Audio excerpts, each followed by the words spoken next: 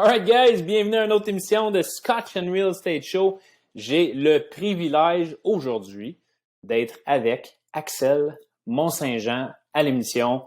Un ami, un investisseur, quelqu'un qui m'inspire beaucoup, qui est très actif dans la communauté immobilière du Québec, mais sur le côté anglophone. Axel, comment vas-tu, mon ami? Hey, salut, merci de m'avoir invité aujourd'hui. C'est vraiment super d'être là. Yes sir, merci Axel. Écoute, moi, j'ai eu le privilège dans le passé là, d'être avec Axel parce qu'Axel a son podcast qui est le Very Real Estate Effect Podcast. C'est dédié à tous les investisseurs immobiliers au Québec, des gens qui investissent au Québec, des investisseurs, des partenaires, des professionnels, mais sur le côté anglophone. Fait que ça, c'est un côté qu'Axel il travaille beaucoup sur le côté anglophone au Québec. Puis j'ai eu le privilège de passer à quelques reprises à son podcast. J'ai même été co-animateur avec lui pendant un certain temps. On a échangé plein de belles choses, on a appris plein de belles choses. Puis pour moi, je suis très reconnaissant de t'avoir avec moi aujourd'hui, Axel, puis de partager avec nous ce que tu fais, ce que tu vis, sur quoi tu travailles, puis toutes ces choses-là. Fait que pour commencer, Axel, là, peux-tu nous dire tu es qui, tu fais quoi? Ok, bah écoute, Axel Mont-Saint-Jean, comme vous pouvez l'entendre et comme on me le rappelle souvent, vu ton accent, t'es pas d'ici. Non, j'ai grandi aux Antilles, je suis né aux Antilles françaises, j'ai grandi aux Antilles, puis je suis venu au Québec pour finir mon secondaire. Et j'ai bien aimé ça, je suis jamais reparti. Et puis j'ai commencé à travailler, en fait j'étais à l'université Concordia en anglais. En économie et commerce. Et puis j'ai commencé à travailler en fait en logistique parce que j'adorais bouger des trucs. Je trouvais que c'était très tangible. Et en fait, quand j'étais à l'université, je voulais être banquier. Puis là, je me suis vite aperçu que genre, je pense que j'allais m'embêter comme un rat mort. Donc finalement, j'ai pas fait ça. J'ai travaillé en logistique. Après ça, je suis allé faire une maîtrise. J'ai commencé à travailler en manufacturing pour une industrie qui est bien québécoise, c'est les pâtes et papiers. Et ça aussi, j'ai beaucoup aimé ça, parce que j'adore le processus industriel où tu as une machine qui tourne 24 heures sur 24 et quoi qu'il se passe autour de toi, t'arrêtes jamais ta machine. Et j'ai fait ça pendant 5 ans. Après ça, j'ai travaillé pour une autre entreprise pareil, en logistique, une petite compagnie ferroviaire qui s'appelle Canadian National. Et, euh, et puis après ça, je suis parti en immobilier. J'avais toujours le sentiment que je pouvais faire plus, que j'en avais marre de travailler pour les autres. Et je suis parti en immobilier. J'ai fait 1 an aussi de consulting pour 2 entreprises. J'ai fait 2 mandats de 6 mois. Puis je commençais déjà à apprendre, à écouter des podcasts, à lire et tout ça. Et puis après, je suis parti sur l'immobilier plein temps avec un 5 logements à la Chine. Et puis après ça, on a continué. Nice. En quelle année tu as décidé de faire le saut de salarié à investisseur immobilier? C'était 2018. 2018. Puis ça a été quand même OK. un choix un peu Est-ce que difficile. On venait d'avoir un enfant avec mon épouse et il y a eu, voilà, la vie change quand t'as des enfants. C'est des choix qui sont pas faciles, mais il faut quand même être heureux dans la vie. Et enfin, c'est pas quand même, il faut être heureux dans la vie, c'est quand même l'objectif premier. Et donc ça a été des conversations difficiles et c'est là où j'ai fait le pas. est-ce que tu as des regrets? Aucun, aucun. C'est l'un des meilleurs move que j'ai fait et surtout c'est extrêmement motivant parce que ce que tu le fais pour toi. Et moi je dis moi j'ai qu'un seul patron, c'est ma femme et ce qu'on construit c'est pour les enfants et puis on est beaucoup plus maître de notre temps et surtout maintenant j'ai 2 enfants de 3 et 5 ans et je comprends beaucoup plus certaines dynamiques que je voyais au bureau avec des gens qui ont des enfants puis je me disais ouais mais tout ça et c'est vrai que quand tu vois les obligations et la responsabilité que c'est, je suis très heureux de pas devoir demander à quelqu'un d'autre si aujourd'hui je peux partir à 4 heures pour emmener mon petit chez le médecin ou aller à sa pratique de violon ou aller faire ci ou aller faire ça. Genre, j'ai tellement plus envie de vivre comme ça. No way. I'd never, genre, non, non, non. Je te comprends tellement. C'est incroyable. Écoute, Axel, je l'ai dit au début, tu es quelqu'un de très inspirant puis qu'il est à temps plein en immobilier, mais là, le monde va penser que dans l'investissement, tu as juste l'immobilier puis tu achètes. Puis... Mais Axel, toi, tu fais de quoi de plus que ça encore. Mhm. Tu fais plusieurs années sur lesquelles tu travailles sur ta communauté. Je te suis depuis un certain temps, j'ai le privilège de te côtoyer depuis un certain temps. Tu te bâtis une communauté, tu organises des événements de réseautage, tu organises des soupers, tu as ton podcast, t'envoies des lettres à des courriels, tu donnes l'information, tu donnes du bon contenu, des bons trucs, le monde t'écoute, il adore ce que tu dis. Tu sais, quand tu fais de l'immobilier puis tu investis, tu as des partenaires, tu as des professionnels avec qui tu travailles, mais toi, tu es en train de te bâtir quelque chose de gros, mais spécifiquement sur le côté anglophone. Fait que j'aimerais ça que tu nous parles un peu c'est quoi l'objectif de bâtir une communauté? Pourquoi que tu te casses le bicycle à faire des événements de réseautage quand il y en a déjà plein, genre, tu sais? Ouais. Mais en fait, c'est marrant parce que j'allais dire, je trouve ça vraiment intéressant de toi d'entendre le présenter parce que moi, ça a commencé un peu comme un truc assez naturel et un peu comme un jeu. Et je vais expliquer. Ce qui se passe, c'est que déjà, j'ai toujours aimé être avec d'autres gens avec qui on partage quelque chose, que ce soit des anciens de l'école, que ce soit un peu de l'université, mais peut-être moins parce que je suis moins resté en contact, mais de me retrouver avec des gens avec qui on a un point commun. Et ce qui s'est passé, c'est que ça a commencé de manière vraiment genre naturelle et organique au tout début du Covid, où on était tous chez soi au mois de avril, mai, etc. Et je commençais, et j'étais là genre, il y a plus personne à qui parler d'immobilier, on voit plus d'amis, etc. Enfin, moins. Et je me suis juste mis à, puis ça faisait un bout de temps que c'était une idée qui me trottait dans la tête, et c'était, bah, tu sais, pourquoi tu commences pas un meet-up? Et puis, genre, un jour, genre, je me suis dit, allez, ça fait un an que j'y pense, je vais le faire.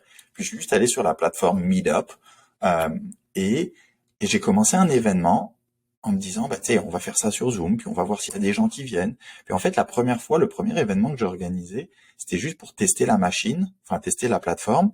Puis j'ai mis genre, un événement dans 3 jours. Puis voilà, je me suis dit, je vais voir ce qui se passe. Puis il y a un ami qui m'a contacté, qui me dit, j'ai vu que tu fais un événement, il y a des gens qui se sont inscrits, tu vas parler de quoi? J'ai dit, il y a des gens qui se sont inscrits, de quoi tu parles? Bref, donc là, tout d'un coup, c'est genre, pour demain, faut que je prépare quelque chose. Puis j'ai un ami qui venait de faire une transaction, je l'ai invité, il est venu, on en a parlé, je crois qu'on était 5 ou 6. Bref, puis après, je me suis dit, mais c'est cool, puis en fait, ça permet de parler à des gens, puis il y en a que tu connais, puis il y en a que tu connais pas. Puis en fait, j'ai commencé à le faire toutes les 2 semaines, les mardis soirs de 8 heures à 9 heures le soir, ou de 7 à 8, je sais plus. Et puis ça a commencé à grandir, et c'était bon parce que ça permettait de rencontrer des gens, on était tous chez soi, le soir, etc. Et après ça, je me suis dit, ouais, mais c'est bien, mais on a fait ça pendant quelques mois, mais en fait, quand tu raccroches ton lien Zoom, bah, ça s'arrête là. Et je m'étais dit, mais comment on fait pour avoir ce contenu et que ça continue? Puis après, je me suis dit, je crois que ça s'appelle un podcast. Genre, t'enregistres un truc, tu le poses, puis les gens, ils peuvent l'écouter même 3 mois après. Et c'est là, donc ça, c'était au mois de genre août, septembre. Puis je me suis dit, et en fait, la raison pour laquelle est-ce que t'en arrives à la langue, c'est que quand j'ai fait les rénaux sur mon premier 5plex à la Chine, j'ai passé des dizaines d'heures à écouter des podcasts de Bigger Pockets en anglais. C'est un podcast sur l'immobilier qui est basé aux États-Unis. Puis il y a une grosse partie qui est transférable, mais il y a plein de choses qui ne le sont pas parce que ça marche pas pareil. Et moi, je m'étais dit, c'est bête qu'il n'y ait pas du contenu qui soit plus genre pour le Québec, parce qu'ici, c'est toujours un peu différent, toujours un peu spécial. Puis quand j'ai commencé à regarder, je trouvais qu'il y en avait, mais c'était toujours tout en français. Et comme vous pouvez l'entendre, moi je suis francophone, je suis français à la base, même si ça fait 20 ans que je suis ici. Et je me suis dit, tu sais, il devrait y avoir quelque chose au Québec, mais en anglais, parce qu'il y a plein de trucs en français, mais il y en a pas en anglais. Et c'est comme ça qu'est venue l'idée. Puis après, je me suis dit, le podcast, je vais le faire en anglais. Puis en anglais aussi parce que ça ouvre sur le reste du Canada et ça ouvre sur les États-Unis. Et je sais pas, je sais pas, ça a été juste en fait quelque chose de naturel. Et le podcast maintenant, ça fait un peu plus de 2 ans. On est à, je crois, genre 105 ou 110 épisodes, je sais même plus. Et ça marche, c'est tous les vendredis. OK. Et ça a été un grand plaisir de faire ça. Et j'ai énormément sous-estimé le retour et le plaisir que j'aurai avec tout ça. Tu, tu penses-tu que en te limitant sur l'anglophone, tu perds peut-être des opportunités, quelque chose ou? Peut-être, peut-être localement, parce que c'est vrai que moi j'ai voulu faire un podcast qui était à propos du Québec, et donc c'est vrai que de le faire en anglais, on peut se dire qu'on s'élimine la moitié de l'auditoire possible. En même temps, il y en a déjà beaucoup en français. En même temps, il y a beaucoup de gens qui parlent français, qui parlent et qui comprennent aussi l'anglais. Et puis surtout, au contraire, je trouve que ça ouvre sur tout le reste du pays et en gros de l'Amérique du Nord. Parce que c'est vrai que malheureusement, bah, l'anglais est quand même une langue qui est beaucoup plus parlée. Et surtout, quand je dis il y avait un marché, c'est que il y avait rien ou il y avait très peu en anglais. C'est quelque chose que j'ai jamais compris parce que c'est vrai que il y en a qui aiment pas l'entendre, mais historiquement au Québec, une partie de j'allais dire une majorité de la richesse était détenue par les anglophones, pas par les francophones. Ça a changé sur les 30, 40 dernières années peut-être. De toute façon, moi j'étais pas là à l'époque, etc. Mais je trouvais que c'était important de faire quelque chose en anglais parce qu'il y avait pas grand-chose et que moi, d'un côté, je suis presque plus confortable en anglais pour ça qu'en français, parce que encore maintenant, même si ça fait 20 ans que je suis ici, quelquefois, au bout de 3 minutes, on dit, ah, toi, on voit bien que t'es pas d'ici. Bon, c'est pas grave. Je suis d'accord avec ton point, puis tu sais, je te pose ces questions-là, mais je trouve que t'as trouvé une bonne niche, puis tu sais, tu le vois depuis le début. Là. De toute façon, t'as du succès constant, puis ça continue à évoluer ton affaire, fait que je pense que tu as pris une très bonne décision. Tu sais, pour ceux qui nous écoutent, là, tu fais des meet-ups. Tu as parlé de tes meet-ups tantôt virtuels, t'en fais en personne, tu fais tes soupers. On s'entend que ça prend de l'organisation, on s'entend que ça prend de ton temps, Mhm. puis souvent tes événements sont soit gratuits ou sont vraiment pas chers parce que tu es à une place X puis tu le quittes, mais c'est pour que le monde comprenne. Là, on dit souvent, on a échangé souvent, toi et moi, là, réseautage, le network, puis tout le kit, pour que le monde comprenne là, pourquoi tu fais ça, ces événements. C'est quoi l'objectif Ouais. de te bâtir une communauté? Là? Ben, en fait, ok. L'objectif, et une fois de plus, c'est pas comme s'il y a 2 ans, je m'étais fait genre une énorme stratégie marketing et que j'allais faire ça. Ça a commencé de manière très organique parce que j'aime faire ça. Puis j'ai commencé avec les meet-up.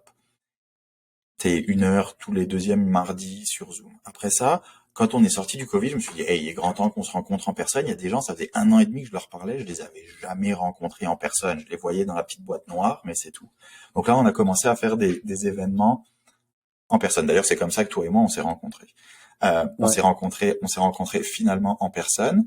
Et j'aime beaucoup ça parce que mon objectif avec cette communauté, c'est que moi, l'investissement immobilier, ça a eu un énorme impact sur ma vie, sur notre vie en famille, parce que ça nous a permis de changer de mode de vie, de plus être employé, mais d'être à notre compte, et de construire de la valeur, et j'allais dire de la richesse, pour dans le temps, pour nous, pour nos enfants, etc.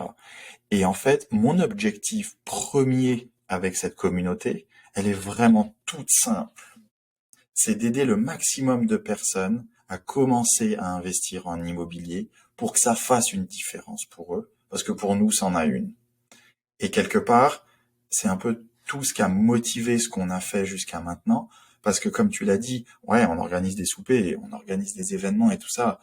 On n'a jamais, on n'a jamais gagné d'argent avec les événements. Les événements, c'est un loss en général. Tu perds de l'argent quand tu fais des événements. Mais j'ai une énorme satisfaction à me dire, bah regarde, tu vois, il y a 40 personnes qui sont venues, il y a 60 personnes qui sont venues ce soir. Il y en a, j'espère que ça va leur mettre un coup de pied aux fesses pour qu'ils passent à l'action et leur donner le sentiment que si moi je suis capable de le faire, eux ils sont capables de le faire. Et moi, quelque part, c'est le plaisir et moi c'est ce que j'en gagne. Et tu sais, pour être très clair, les événements, ça me coûte. Même si je fais payer 20 ou 30 pièces à la porte. Moi, à la fin, ça me coûte. Et il y a des événements où il y a, tu sais, comme tu l'as dit, on a aussi fait des soupers. Notre plus gros souper, ça a été un budget quand même qui était assez conséquent. Je crois qu'en tout, c'était à près 9000 pièces. À la fin, moi, le souper m'a coûté 800. Même si les gens ont payé et contribué. Je fais pas ça pour gagner de l'argent.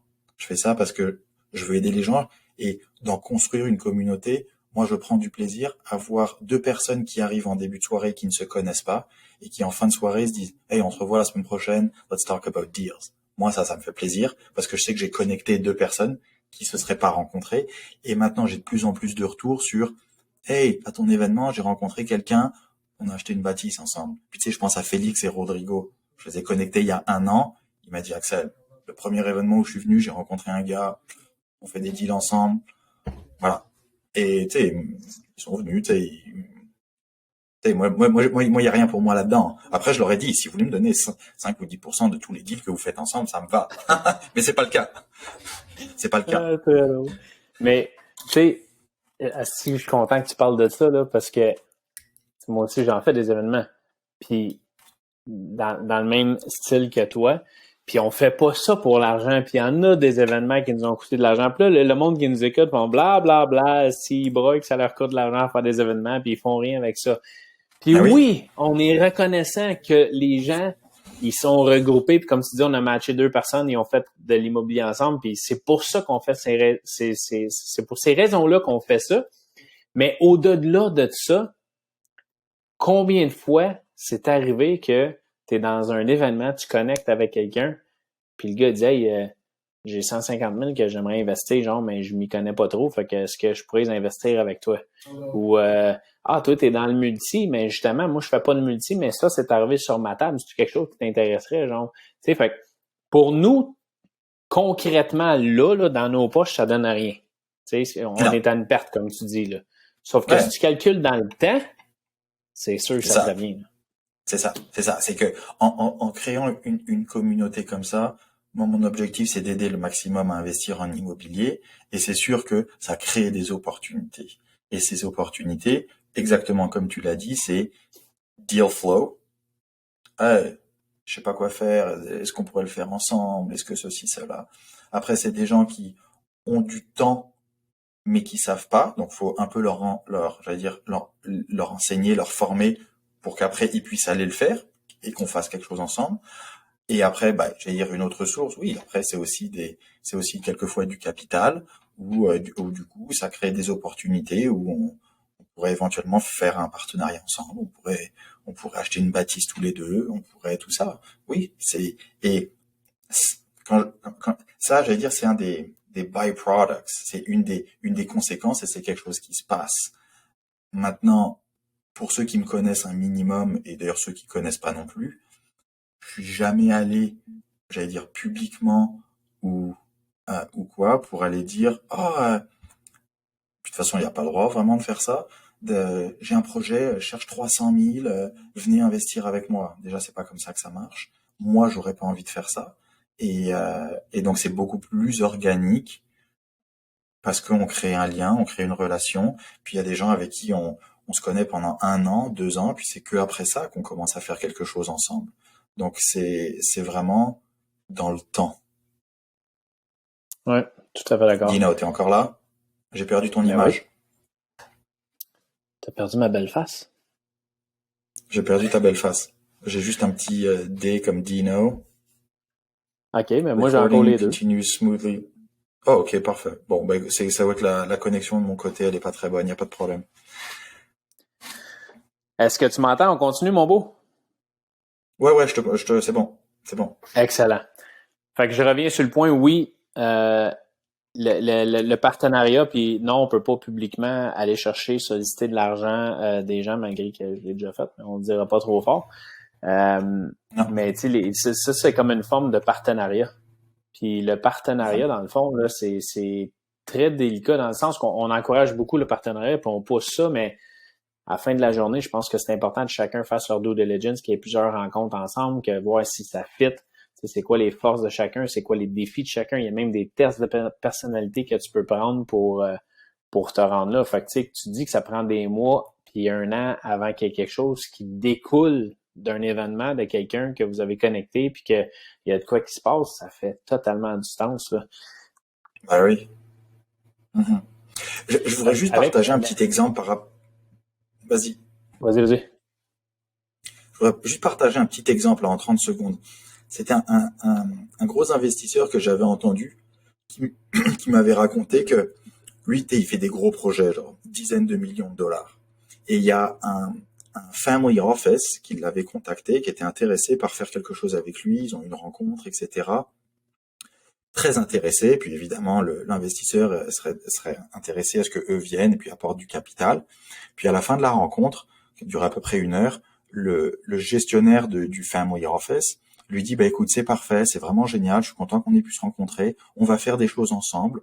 Bon, bah écoute, maintenant je vais te suivre pendant 2, 3 ans, et puis après ça, on verra ce qu'on peut faire ensemble. Puis le gars était là, ah, comment ça, 2, 3 ans? Mais j'ai des projets là, mais moi 5 millions maintenant sur la table. Et l'autre dit, non, non, non, c'est pas comme ça que ça marche. On est là pour faire une relation à long terme.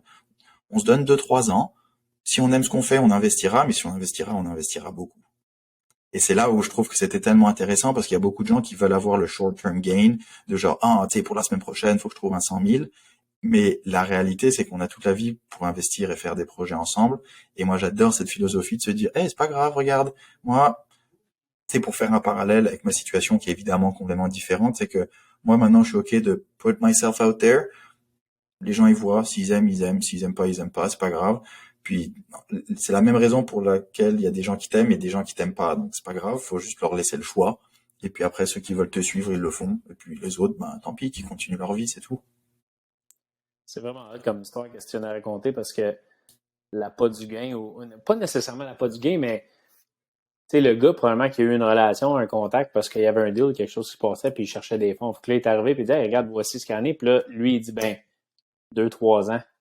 Le gars, c'est sûr qu'il a été débalancé, là.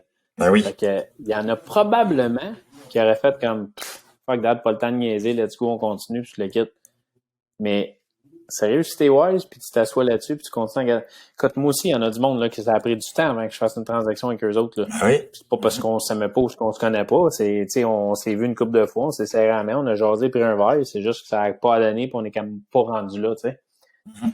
Mais, Et wow, puis, c'est et puis, vraiment hot, ça. et puis, tu sais, moi, je le dis toujours sur le podcast et puis dans la communauté. Et quelque part, c'est là où tout ça s'est relié. Même moi, encore, quelquefois, j'arrive pas encore à bien l'exprimer, mais l'immobilier, c'est un people business. Ouais, t'achètes une maison, t'achètes de Ouais. l'abri, t'achètes un toit, mais ça ne marche uniquement si t'arrives à travailler, à marcher avec les autres. Et quand je dis marcher, courir, etc., au sens où t'as des locataires, c'est des gens, ton financement, c'est des gens, ton inspection, ton évaluation, ton, ton handyman, ta compagnie de gestion, tout. Et donc, Ouais. même si on le fait tout seul, c'est un sport d'équipe, parce que on dépend de tellement d'autres gens. Et donc, si c'est un sport d'équipe, pourquoi pas essayer de créer la plus grande équipe possible? Pourquoi pas essayer de créer un club sportif, si c'est un sport d'équipe, quel que soit le sport? C'est juste, tu ramènes des gens ensemble, puis après, on sait qu'on aime le sport, puis il y en a qui aiment le football, et puis ça, on va dire que c'est du short-term rental. Il y en a qui aiment le tennis, ça, c'est du multi. Il y en a qui aiment faire de la construction neuve, puis ça, c'est de l'escalade. Ouais, mais t'as juste un club de sport, c'est pas grave. On partage quelque chose ensemble. Non, c'est vrai. Tu sais, tu dis ta communauté, puis je reviens sur la tienne, justement. C'est déjà, présentement, tu as déjà une communauté qui a plusieurs milliers de membres, que ce soit par ton podcast, par ton groupe. Euh, ça va s'arrêter où? C'est quoi le futur pour la communauté? Tu sais, quand tu vas être rendu à 10 000, quand tu vas être rendu à 100 000, c'est quoi tu vas faire après avec ça? C'est quand est-ce que tu vas t'arrêter? C'est quoi? Bonne question, hein? C'est tellement une bonne question. J'en ai pas encore complètement la réponse. Puis une fois de plus, c'est marrant d'avoir ces questions parce qu'évidemment, tu me poses des questions auxquelles moi que je me pose pas forcément. Et là, c'est quoi? C'est what's the end game? What's the end goal? En fait, j'ai pas envie de m'arrêter, puis je vois pas pourquoi je m'arrêterais. Puis tu sais, c'est Warren Buffett qui avait dit genre, qu'est-ce que tu ferais dans la vie si t'avais pas besoin de travailler pour l'argent? Bah, en fait, moi, c'est un peu ça. Et c'est là où je prends beaucoup de plaisir. Et quelquefois, il faut que je me rappelle, genre, hey Axel, tu sais, le but, c'est quand même, tu sais, il y a des factures d'hydro à payer. T'as 2 enfants qui sont jeunes, etc. Faut prévoir pour le futur. Et tu sais, moi, je fais de l'argent avec les projets immobiliers. Mais après ça, la communauté, je m'arrêterai pas et je veux continuer à avoir de la satisfaction de savoir que j'ai aidé d'autres gens. Moi, à la fin, ça revient à ça. Et peut-être que c'est juste de l'entraide, peut-être que c'est juste pointer dans une direction en disant, hey, tu sais, si tu veux commencer, lis tel livre, écoute tel podcast, fais ci, puis voilà, puis je sais pas. Je sais pas, et puis une fois de plus, genre, c'est pas comme si j'avais un grand plan de marketing sur les 5 prochaines années, genre, y a rien de tout ça. Je le fais parce que j'aime ça, c'est tout.